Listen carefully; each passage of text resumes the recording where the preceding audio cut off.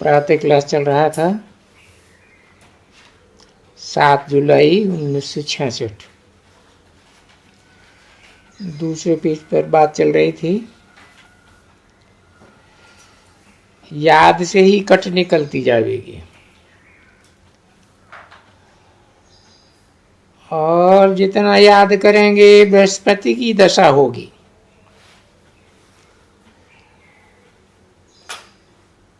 और तुमको बहुत खुशी होगी।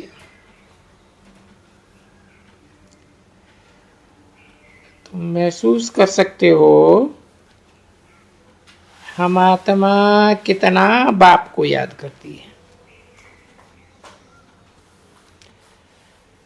अगर कम याद करेंगे तो कट भी कम निकलेगी, खुशी भी कम रहेगी, पद भी कम हो पावेंगे। आत्मा ही सतो रजो तमो बनती है। इस समय का ही गायन है गोप गोपियों का, अतीन्द्रिय सुख का। और कुछ भी याद नहीं पड़ता है सिवाय बाप के। खुशी का पारा चढ़ेगा। हमारे ऊपर बृहस्पति की दशा अथवा सदगुरु की दशा है।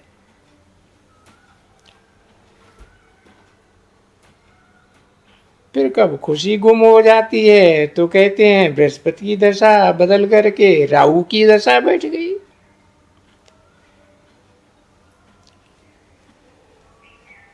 कोई बहुत साहूकार होते हैं तो कोई तो सट्टा लगाया या दिवाला निकाला।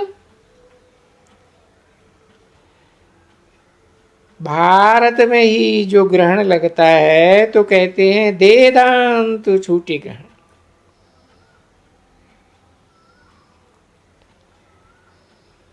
तुम्हारा देवी देवता धर्म 16 कला संपूर्ण संपूर्ण निर्विकारी था। उनको ग्रहण लगा है।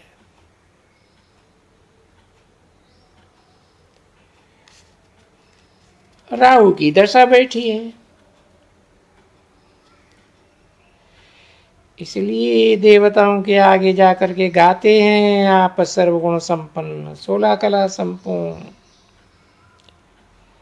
हम पापी कपटी नीचे हैं।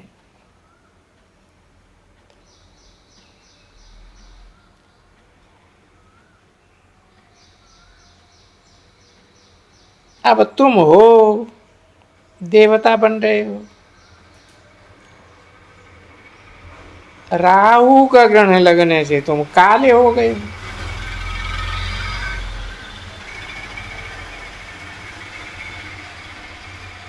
चंद्रमा की भी पिछाड़ी में जाकर के लीक बचती है, जिस लीक को चंड कहते हैं।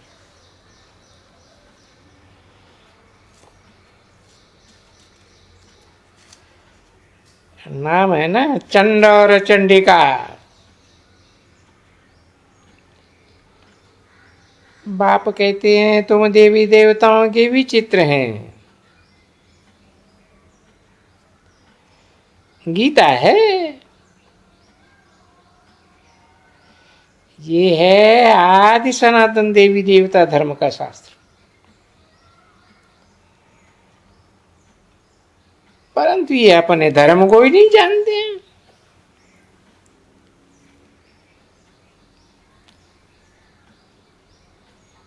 रिलीजियस हेड्स का कर्तव्य करते हैं।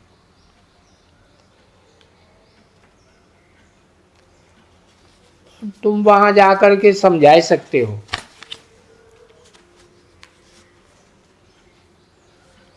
ईश्वर सर्वव्यापी तो है नहीं।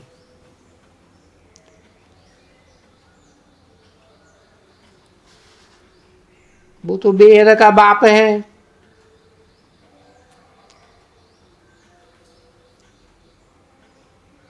जिन बच्चों का बेहद का बाप है उनको आज वर्षा देते हैं।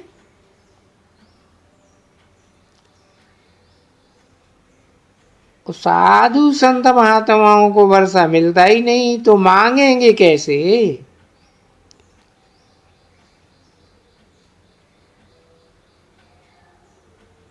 वो तो वहां नई दुनिया में आते ही नहीं,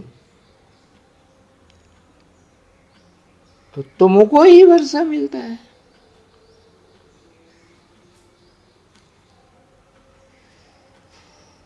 ये बात है ही सिद्ध करने की कि ईश्वर सर्वव्यापी नहीं है।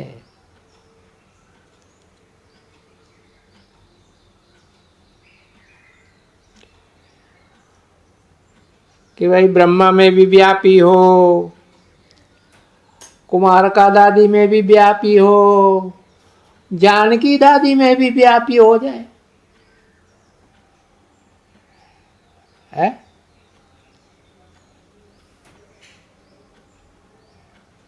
शिव जयंती होती है ना,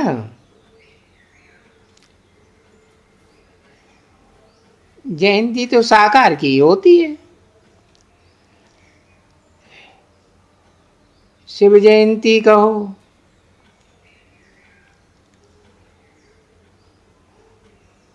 गीता जयंती कहो, रुद्र ज्ञान यज्ञ रचते हैं। अब है तो शिव ना,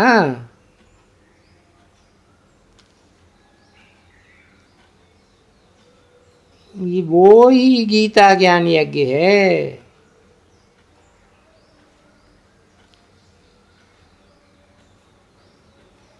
जिससे विजय हुई है। प्रैक्टिकल तुम देखते हो कैसे निराकार बाबा ने रुद्र ज्ञान यज्ञ रचा है।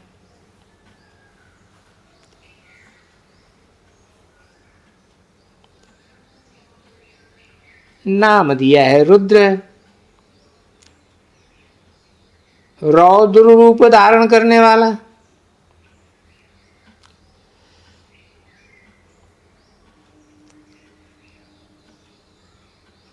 साकार सारी दुनिया पुरानी स्वाहा होनी है।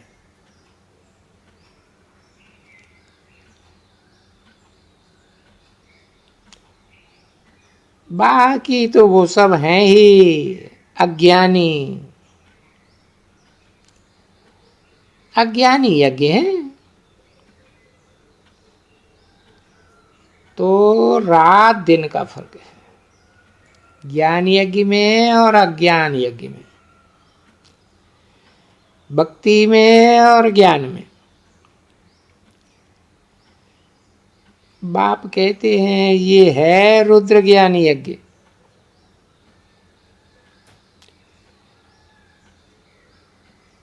जब साकार में प्रवेश करते हैं तब रुद्र नाम पड़ता है,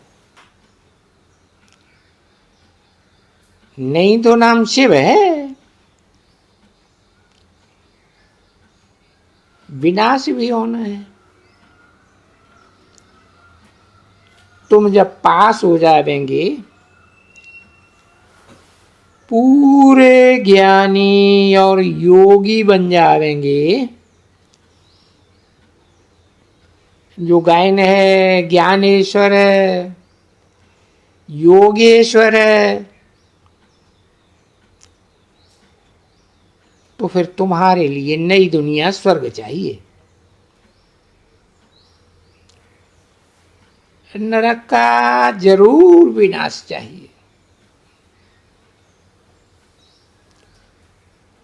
राजसूय अश्वमेध अक्षर भी ठीक है। स्वराज्य पाने का मनरूपी अश्व को स्वाहा करने का ये अक्षर भी ठीक है। उसको स्वाहा करना ही है, नहीं तो ये चंचल घोड़ा इधर उधर दौड़ता ही रहता है। तो रुद्र यज्ञ में घोड़े को स्वाहा करते हैं। वास्तव में तुम्हारा है ये घोड़ा। कौन सा? मन रूपी घोड़ा। दक्ष प्रजापिता का भी यज्ञ रचते, इनकी भी बड़ी कहानी है।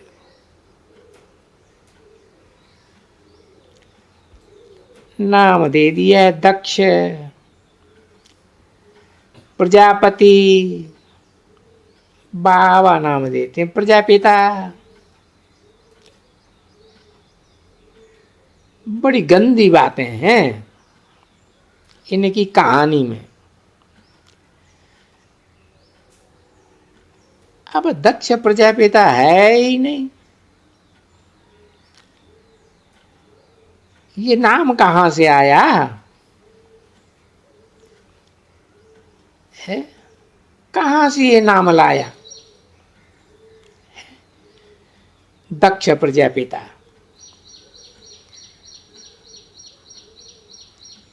ये नाम शायद लेखराज के बदले दक्ष लिख दिया है।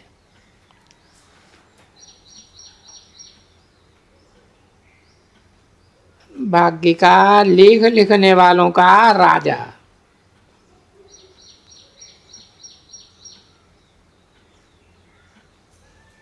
इस बात में ट्रेंड है, दीक्षित है।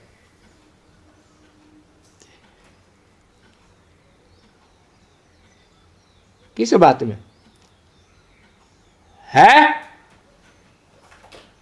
किस बात में? भाग्य का लेख लिखने वालों का राजा बनने की बात में।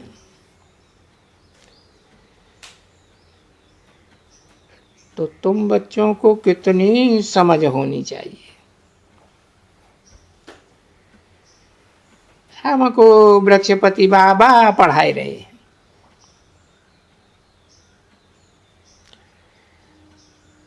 हमारे ऊपर अब बृहस्पति की दशा है। अवस्था बहुत बदलती चलती है। फिर चलते चलते लिख देते हैं बाबा हम तो गटर में पड़ गए। पहले हम बहुत खुशी में थे।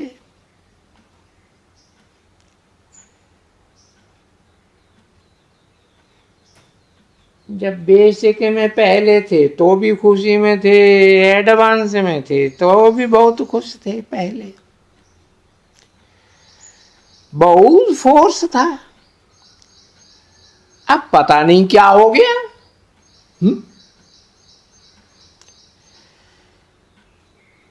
यहां आकर के बाप का बनना, ये तो बहुत बड़ी यात्रा है। वहां तीर्थ यात्राओं पर जाते हैं, भक्ति मार्ग में तो कितने पैसे खर्च करते हैं।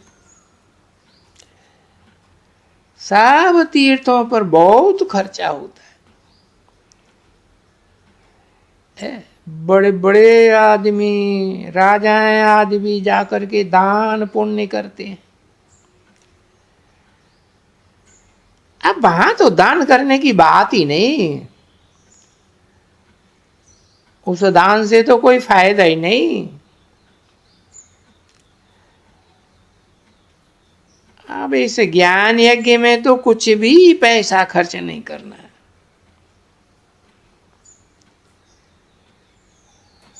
वो है जिस्मानी यज्ञ, जिस्मानी यात्राएं। तुम्हारी है रूहानी यात्रा। जिस्मानी यात्रा से फायदा कुछ भी नहीं।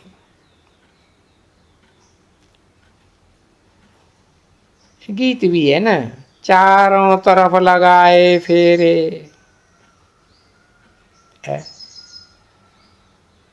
कहां कहां चारों तरफ? चार धाम बनाए हुए हैं ना भक्ति मार्ग में यादगार। कहां की यादगार? आप ही की यादगार है। इंडिया में चारों तरफ लगाए फेरे, फिर भी हर जन जन्म जन्मांतर दूर रहे। किससे दूर रहे? भगवान बाप से दूर रहे। भगवान बाप देखो फिल्मों में भी चिल्लाता रहा है, कोई को निमित्त बना के, क्या मैंने तुझे चुन लिया, तू भी मुझे चुन, सुन बेटा सुन सुन सुन, सुनता ही नहीं, सुनता है? अरे चुप होके बैठ गया, बताता नहीं ना कि हाँ है। तो गीत भी हैं, ये बने हुए हैं ड्रामा प्लेन अनुसार। तो किससे दूर रहे? भगवान बाप से दूर रहे।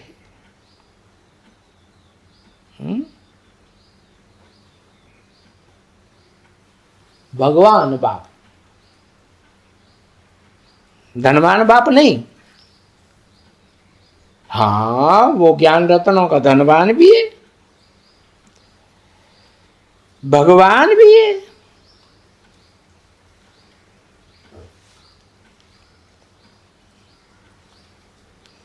सोलह 16,000 गिनाते हैं ना।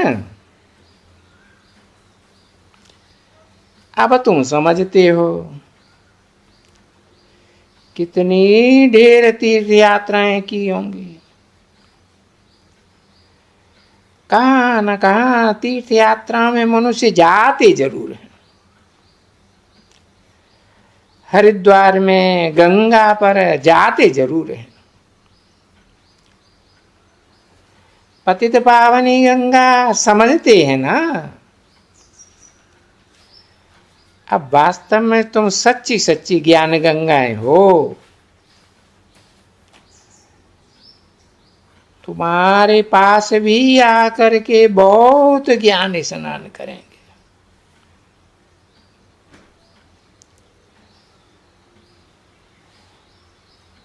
हाँ, आजकल मनुष्य करते हैं मूत का स्नान।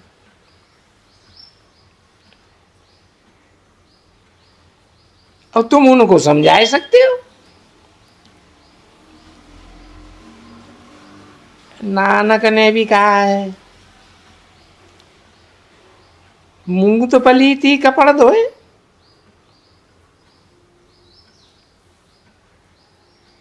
बाबा ने समझाया है, कोई भी धर्म स्थापक गुरु नहीं होते हैं। उनको कहो गुरु घंटाल।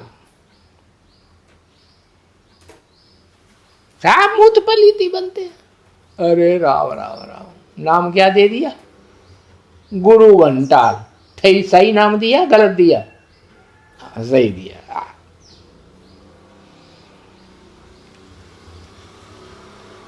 क्राइस्ट आया धर्म स्थापन करने के लिए,